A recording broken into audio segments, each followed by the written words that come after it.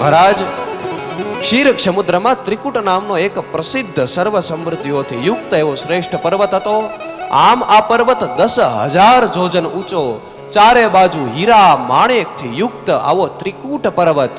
ત્રિકૂટ કેતા સોનાનો, ચાંદીનો અને લોખંડનો, આ 3 પ્રકારનો ત્યાં પર્વત હતો, જેનું નામ ત્રિકૂટ. કથા એવી આવે છે કે તત્ર એકતા તદ ગિરિકા નનાશ્રય. હવે એ જે જંગલ હતું, એ જંગલમાં કોઈ એક હાથી રહેતો હતો. આ હાથીનું નામ ગજેન્દ્ર હતું. ગજેન્દ્ર હાથીને ઘણી પત્ની, પરિવાર ખૂબ મોટો, કેટલી પત્ની, કેટલા પુત્રો, અને અલમસ્ત મદોન્મત્ત આ ગજેન્દ્ર હાથી જ્યાં ને ત્યાં જંગલોમાં, વૃક્ષોમાં, કેડીઓમાં, કંદરાઓમાં વિહાર કરવા લાગે. એકવાર ખૂબ તડકો પડ્યો એટલે પેલા હાથીને વિચાર આવ્યો કે નજીકમાં એક સરોવર છે અને સરોવરમાં જાઓ. સરોવરમાં ગયા. હવે સરોવરના કિનારે જેવા ગયા એટલે મન થયું કે થોડોક સરોવરની અંદર ઉતરું. જેમ ધીરે ધીરે અંદર ઉતરવા લાગ્યા, આમ તો આનંદ આવવા લાગ્યો. છતાં પણ પોતાની પત્નીઓને, પોતાના પુત્રોને કીધું કે તમે પણ આવો. પણ ગજેન્દ્ર પોતે અંદર પ્રવેશ કરે છે. ધીરે ધીરે પ્રવેશ કરવા લાગ્યા, પાણી હારે ક્રીડા કરવા લાગ્યા, જળ ક્રીડા કરે છે. હવે એ જે સરોવર હતું એમાં એક ગ્રાહ નામનો એક મગર એમાં ન્યા વસતો હતો. હવે એમ કહેવાય કે જળમાં મગરની જે તાકાત છે, મગરની જે શક્તિ, ગ્રાહની શક્તિ ખૂબ વિશાળ હોય. ગ્રાહને ખબર પડી કે કોઈ શિકાર સરોવરમાં આવ્યું છે, એટલે એમણે જે ગજેન્દ્ર હતો એનો હાથ પકડી લીધો. જેવો હાથ પકડ્યો, ગજેન્દ્ર તરફડવા લાગ્યો. કારણ કે મગરે પોતાના બળથી, ગ્રાહે પોતાના બળથી ગજેન્દ્રને ધીરે ધીરે કરતા પેલા સરોવરમાં ઉતાર્યો. પોતાના પત્ની હમુ હવે પોતે પેલા બળ કરવા લાગ્યો કે કારણ કે હું ગજેન્દ્ર છું, ગજમાં ઇન્દ્ર, હાથી, મારામાં બળ છે, પણ બળ કરે પણ બળ કામ નથી આવતું. કારણ કે અત્યારે પેલા સરોવરમાં છે અને ગ્રાહ ખેંચે છે પોતાના બળથી. હાથણી સામું જોવે છે, પોતાના પુત્રો સામે જોવે છે. પત્નીઓએ મદદ તો કરી, સૂંઢ તો લાંબી કરી, પણ ગ્રાહની શક્તિ એટલી મજબૂત, એટલો બળવાન કે પોતાના જે પત્ની હતી ગજેન્દ્રની એ પણ ખેંચાવા લાગી. પત્નીઓએ કીધું કે મહારાજ હવે અમારાથી નહીં થાય. પોતાના પુત્રો સામે જોવે છે, છતાં પણ કોઈ આશા નથી. અને જ્યારે આશા આ સંસારથી ન થાય ત્યારે પરબ્રહ્મ પરમાત્મા હમું આશા રાખી. ધીરે ધીરે કરતો પેલો ગજેન્દ્ર સરોવરમાં જવા લાગ્યો. સરોવરમાં જાય છે, અડધું શરીર, પોણા ભાગનું શરીર અંદર વયું ગયું. છેલ્લે માત્ર અને માત્ર એક સૂંઢ હતી. બાજુમાં જોયું તો એક કમળ હતું.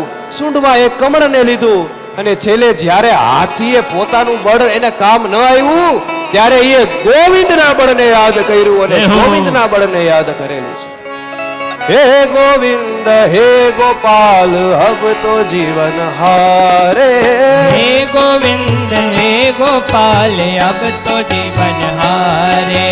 હે ગોવિંદ હે ગોપાલ અબ તો જીવન હારે. હે ગોવિંદ હે ગોપાલ હારે. હે ગોવિંદ રાખો શરણ અબ તો જીવન હારે. હે ગોવિંદ રાખો શરણ. હે ગોવિંદ રાખો શરણ અબ તો જીવન હારે. હે ગોવિંદ હે ગોપાલ અબ તો જીવન હારે.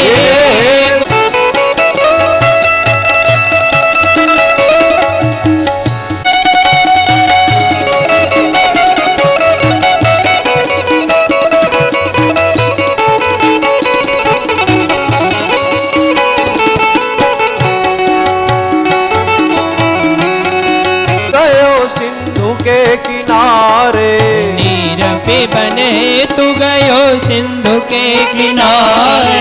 नीर पे बन है तू गयो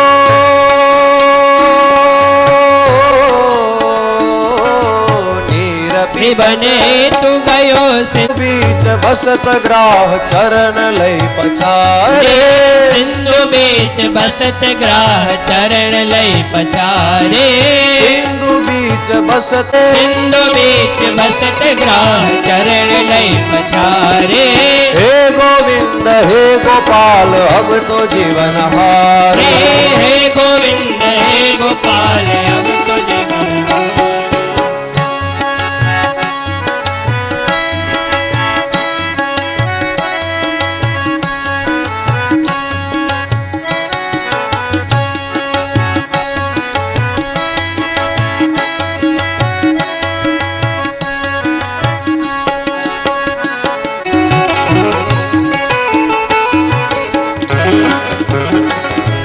ચાર પ્રહર યુદ્ધ ભયો લઈ ગયો મઝધારે ચાર પ્રહર યુદ્ધ ભયો લઈ ગયો મજધારે ચાર પ્રહર યુદ્ધ ભયો લઈ ગયો મઝધારે ચાર પ્રહર યુદ્ધ ભયો લઈ ગયો મજધારે नाक कान डूबत लाग कृष्ण को पुकारे हाल अब तो जीवन हारे हे गोविंद हे गोपाल अब तो जीवन हारे हे गोविंद राखो शरण अब तो जीवन हारे हे गोविंद हे गोविंद हे गोपाल अब तो जीवन हारे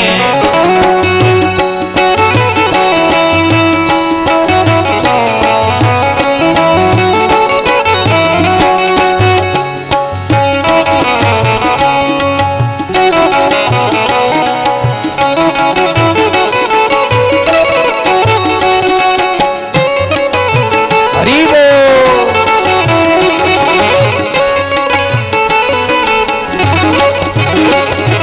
द्वारिका में शब्द गयो शोर भयो भारे द्वारिका द्वारिकाમાં શબ્દ ગયો ગજેન્દ્ર શોર भयो ભારે द्वारिका में शब्द गयो शोर भयो भारे द्वारिका में शब्द गयो शोर भयो भारे शंख चक्र गदा गदा पद्म गरुड़ लई सिधारे हे गोविंद हे गोपाल अब तो जीवन हारे हे गोविंद हे गोपाल अब तो जीवन हारे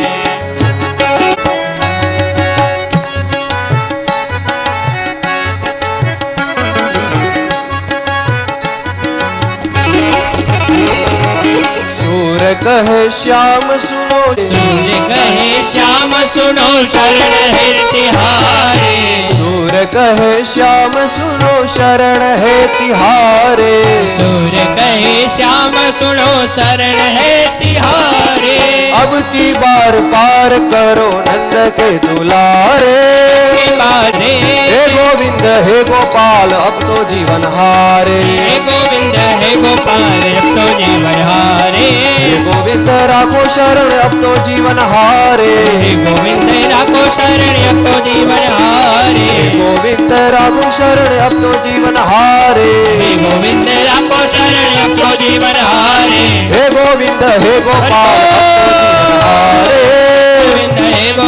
अब तो जीवन हारे हे गोविंद हे गोपाल अब तो जीवन हारे हे गोविंद हे गोपाल अब तो जीवन हारे अब तो जीवन हारे अब तो जीवन हारे अब तो जीवन हारे अब तो जीवन हारे अब तो जीवन हारे अब तो जीवन हारे जब लग गज बल अपनो बरत्यो नेक सरयो नहीं का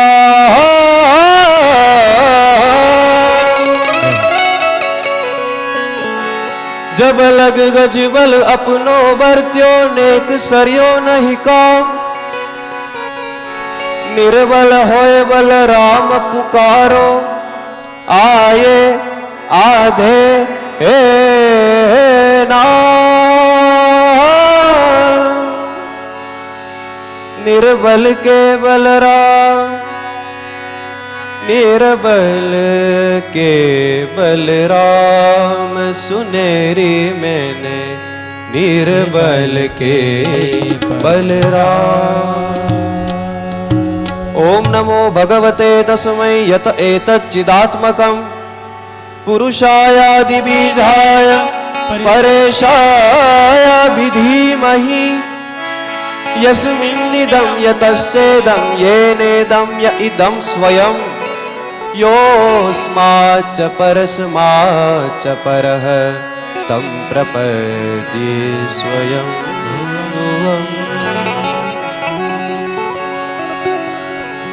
ભગવાન હરિ ત્યાં પ્રગટ થયા અને પોતાના સુદર્શન ચક્રથી પેલો જે ગ્રાહ હતો એને મોક્ષની ગતિ આપી. ત્યારબાદ ગજેન્દ્રને ગ્રાહમાંથી છોડાયો છે. આ કોઈ હાથીની કથા નથી, આ આપણા સૌની કથા છે.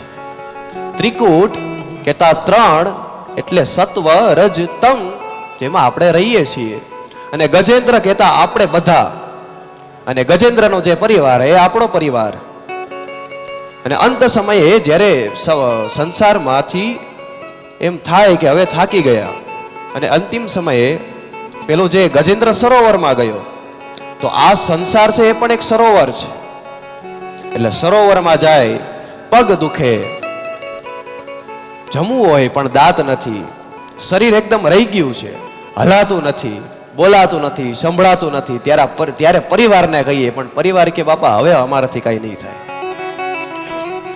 ત્યારે જ્યારે પરિવાર સાથ ના આપે, સમાજ સાથ ના આપે, ત્યારે બે હાથ જોડીને અંત સમયે હે ગોવિંદ હે ગોપાલ અબ તો જીવન હારે, હવે અમે જીવન હારી ગયા, ત્યારે એને યાદ કરવાના. સુખદેવજી મહારાજ કહે છે કે આ ગજેન્દ્ર અને ગ્રાહ પૂર્વ જન્મમાં જે ગજેન્દ્ર હતો એ કોઈ ઇન્દ્રદ્યુમ્ન નામનો રાજા હતો, તપ કરતો હતો. બાજુમાંથી અગત્ય મુનિ પસાર થયા. મુનિને એમ થયું કે તપ તો રાજા કરે છે, પણ ભાન ભૂલી ગયો કે મુનિ આવ્યા અને એનું સન્માન ન કર્યું.